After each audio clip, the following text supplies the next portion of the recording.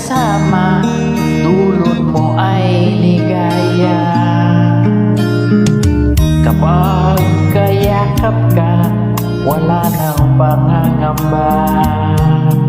Tamis ng halik